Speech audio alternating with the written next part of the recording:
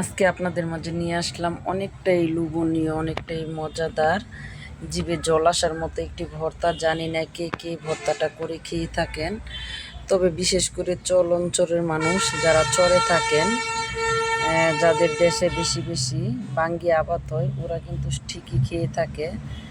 তো আজকে আপনাদের মাঝে আমি নিয়ে আসলাম অনেক লোভনীয় একটি ভর্তার রেসিপি। তো আমি কিন্তু আজকে নিয়ে আসলাম বাঙ্গির ভর্তা। তো কে কে কাঁচা বাঙ্গির ভর্তা খেয়েছেন অবশ্যই কমেন্টে জানাবেন। কাঁচা বাঙ্গির ভর্তা খেতে কিন্তু অনেকটা সুস্বাদু হয়, খুবই মজাদার ও লোভনীয়। তো এটা বানাতে কি কি উপকরণ লাগছে, কিভাবে বানালাম, চলেন গিয়ে দেখি। তো প্রথমে আমি কিছু কচি বাঙ্গি উঠিয়ে নিলাম, যেহেতু বাঙ্গির সিজন এখন প্রায় শেষ, ওরা ক্ষেতের মধ্যে অন্য আবাদ করবে। তো প্রায় অনেকগুলো বাঙ্গি ছিল, তো ওখান থেকে বেছে বেছে 2-4টা বাঙ্গি আমি নিয়ে আসছি।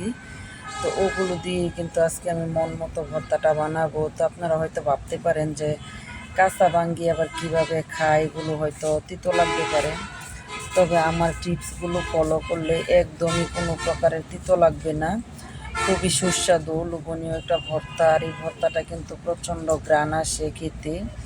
আর আমি যেভাবে বানাই, যে টিপসগুলো শেয়ার করছি, আপনারাও কিন্তু সেম টিপসগুলো শেয়ার করে এইভাবেই ভর্তাটা বানিয়ে নিতে পারেন।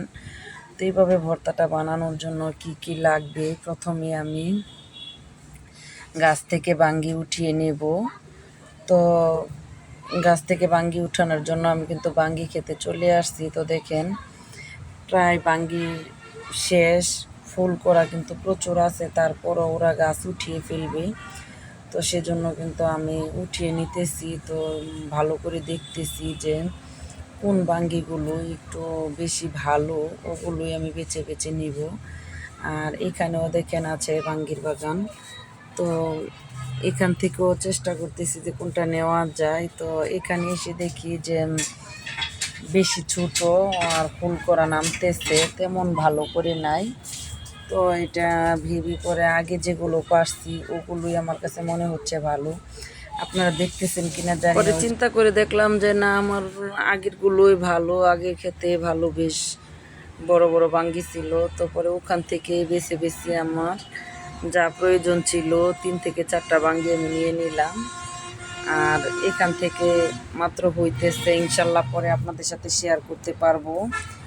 তো আমি এখান থেকে এখন 3টা বাঙ্গি নিয়ে আসছি বেছে বেছে। 3টা বাঙ্গি এখন আমি ভালো করে কেটে নিব। আর কে কে খাইছেন এরকম বাঙ্গি মাখা কিংবা বাঙ্গির ভর্তা, কাঁচা বাঙ্গির, অবশ্যই কমেন্টে জানাবেন। আর যারা না খেয়ে আছেন অবশ্যই মিস করছেন, অনেক লোভনীয় একটা খাবার। আর বাঙ্গি আমাদের শরীরে কতটা উপকারী একটি ফল, অবশ্যই কম বেশি সবাই জানেন। কারণ এখন কিন্তু মানুষ আর বোকা নেই, আমরা প্রত্যেকটা খাবারেরই গুণাগুণ এবং উপকার সম্বন্ধে কিন্তু আমরা মোটামুটি বেশ ভালো জানি। কারণ এখন ডিজিটাল যুগ, সবাই কিন্তু সব কিছু জানতে পারে, এখন আর আগের মতো মূর্খ নেই। সেজন্য কিন্তু অবশ্যই আমাদের উচিত প্রিয় খাবারগুলো খেতে। তো এগুলো কোনো সার, হসপিট, কোনো কিছু ফরমালিনযুক্ত কোনো কিছু দেওয়া নেই, একদম মাটির থেকে ডাইরেক্ট জৈব সারের তৈরি। এই ফল ফলাদি খেলে কিন্তু আমাদের রোগ বেলায় কিংবা আমাদের শরীর অনেকটাই ভালো থাকবে, সেজন্য কিন্তু আরও নেওয়া। আর ডায়াবেটিক্সের জন্য নাকি বাঙ্গির অনেক উপকার। তো অনেক কিছু ভেবে পরে বাঙ্গিগুলো নিয়ে আসলাম। তো এখন আমি বাঙ্গিগুলো ভালো করে, বাঙ্গির খোসাগুলো কিন্তু একটু মোটা করে ফেলে দিছি, আর বোকাগুলো কিন্তু একটু মোটা করে ফেলে দিছি। এখন পিওর বাঙ্গিগুলো আমি এরকম পিস পিস করে নিতেছি। আর কিছু কিন্তু আমি কুচি করে নিয়েছি, যেগুলো কুচি করে নিয়েছি ওগুলো দিয়ে নাকি ভাজি করা হবে। তো ওইটার আপনাদের সাথে আমি শেয়ার করব না, ওইটা অন্য একদিন শেয়ার করব। তো আজকে আমি শুধু ভর্তাটাই শেয়ার করব, সেজন্য কিন্তু আমি একটু পিস পিস করে কেটে নিতেছি। আপনারা চাইলে কিন্তু গ্রেটারের সাহায্যে এটা চিকন করেও নিতে পারেন, এটা আপনাদের ইচ্ছে, যে যেভাবে খেতে চায়। তো আমি একটু বড় বড় করে নিলাম, যেহেতু এটা তেমন টক লাগবে না কিংবা তিতও লাগবে না, সেজন্য একটু বড় করে নিলাম। আমি এটা চিবিয়ে চিবিয়ে খাবো, এটা আমার কাছে বেশি ভালো লাগবে।